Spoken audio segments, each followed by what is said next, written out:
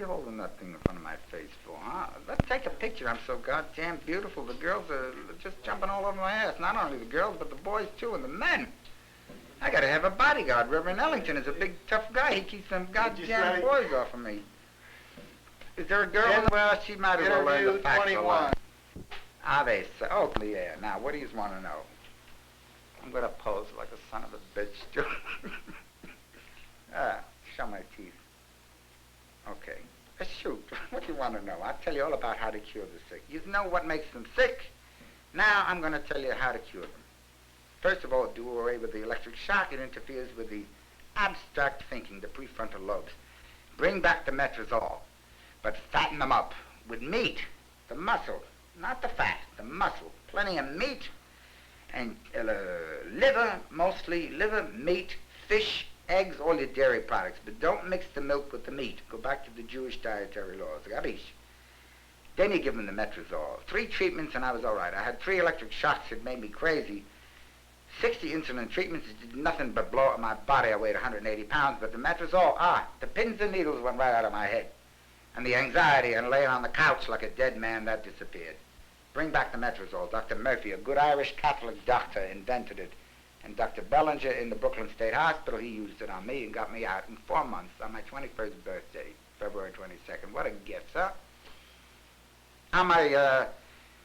On Labor Day of 1957, the Christian Science practitioner brought me out of it. Then I decided I was going to commit suicide. I tried everything, even the Roman Catholic, the pieces of the bones of St. Teresa and all that shit. I drank holy oil and holy water. My sister bathed me with all that bullshit. And I said, either I'm going to get cured this weekend or I'm going to get the throat cut, because the doctors had written to my sister, and I sneak. I'm a snoop, hey. He's hopeless. He's going to stay here for life.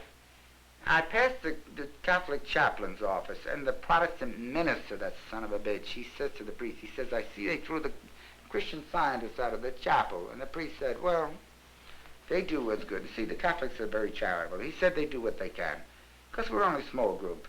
I said, the son of a bitch, right at that moment, mind you, when I heard it, that's not coincidence, that's a divine plan. I went to the Christian Scientists. In 3 days, on a Monday, I came back to the hospital. The Jewish doctor, he looked at me. I was sitting big as life on the telephone. He says, quoting from the Bible, he hath put the mighty down from their seat and hath exalted them of low degree. I was a dead dog on the floor on the Friday when I went on past, and on Monday I was a big shot behind the goddamn desk. See, now I was all right for a couple of years, but I worked too goddamn hard. Then the son of a bitch, Hendy, he forces me to take electric shock up there. I call him a bag of bones, a rag bag, a refugee from the rag bag, a Protestant son of a bitch again. He gave me the electric shock. He destroyed my memory and my thinking process.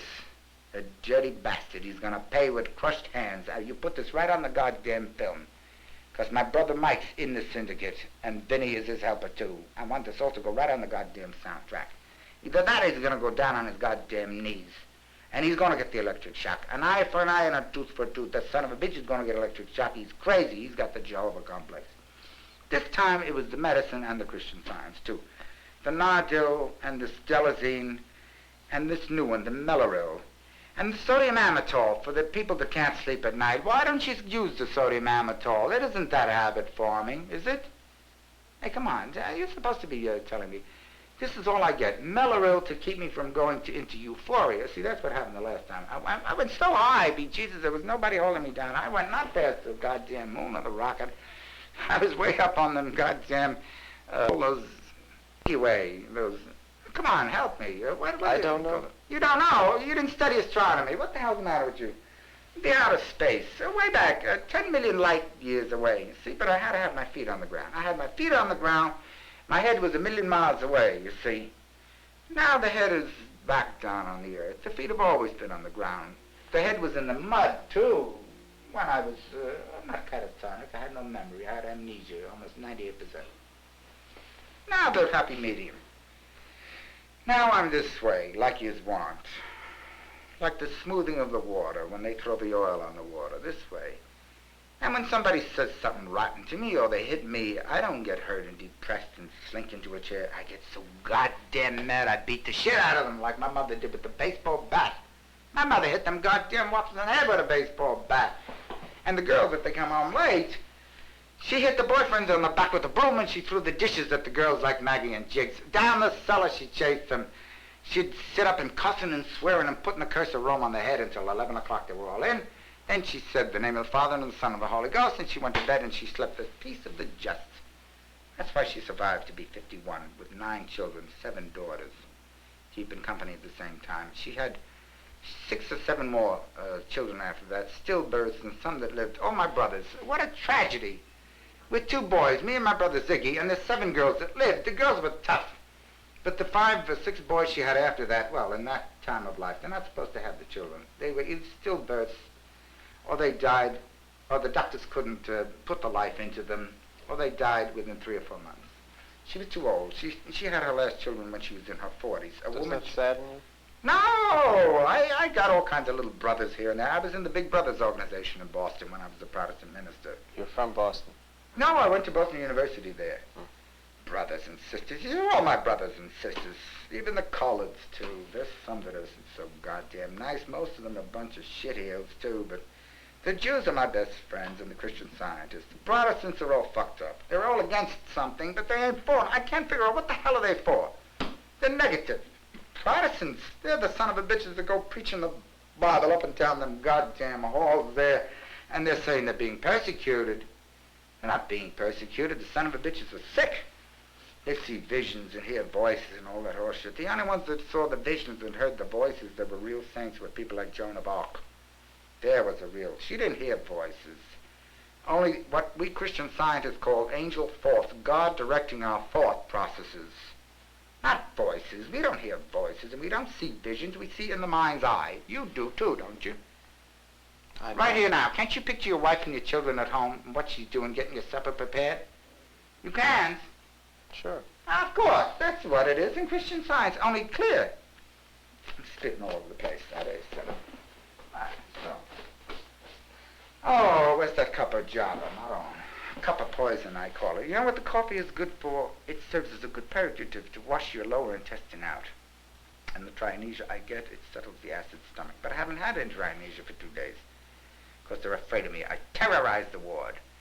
And Reverend Ellington, who's my very best friend, he's doing the healing work. He's a student of Christian Science, too, now. Because I don't want to be bothered. I pray for them, too, but I ain't going to fight. I play the piano and I pray for the son of a bitches, that's all. They're mostly a bunch of dead bellies. They're dead from the neck up, and from the waist down, they ain't got far to go. They're alive in the pants, most of them. But from here on up, they're dead spiritually and mentally. From here on down, oh, the bellies are alive. They pile all that goddamn chow in there, and they never take a shit. You ought to hear the way they stink, some of them old bastards that sit in the chairs. An old chief, we got an Indian chief. He shits maybe once a week. It smells like a serpent crawled up his ass and died there. Hey, if you don't like this dirty talk on the thing, the hell with you. Mrs. Mayer and Dr. Slockbauer would approve. There's nothing bashful about me. When I was a kid, I used to run down the cellar and hide in the coal bin when anybody came in the door. But they shut me out of that. The insurance man used to come around on Friday night and ask my mother, can George come and turn the lights out in the synagogue? I flicked the switch, the old rabbis. Orthodox, I still go see them every time I'm there. That's the first place I head for the rabbis over there. They couldn't flick the switch. He used to lift me up. I was 5 or 6 years old. Let me just pose a little bit now. I wish I had some different clothes. Oh, look at the clear, beautiful eyes. Let me see. Get me all around there. How about the physique? Shall I take my shirt off or anything Won't like show. Sit down. No. On the hand, I told you. I'm not repressed anymore, kid. I'm not inhibited, but I'm not an extrovert either. I know when to shut up and listen to people who know. Can you now? I certainly can. I can maintain silence here for the rest of the time, and you talk. I asked you to. Go ahead. Well, let's see if you can keep quiet for a few moments. Mm-hmm.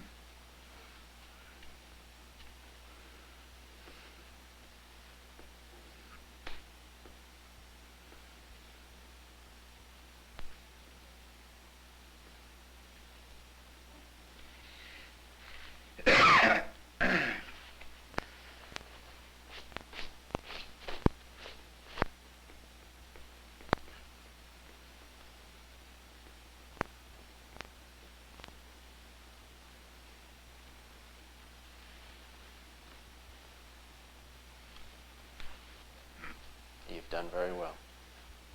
I have complete control. I don't have the control. God has the control. mind of Christ, or near Christ. Now you do the talking. I refuse to talk now. You insulted me. You insult my intelligence and my sensibilities. We're very sensitive, we Italians. Very dramatic. I can cuss you out 1 minute and the next minute I'm all over you. I think people, I call them dirty black niggas. You know why? Because they're too goddamn easy on patients. Like I told you, the nurse, that Dudley, that son of a bitch. I told Miss Sherman, she's a sweet little colored girl, she's like a little mouse. Stay the hell away from Dudley. Listen, while I was there, he was locked up in the security room all day long. Today he was out all morning.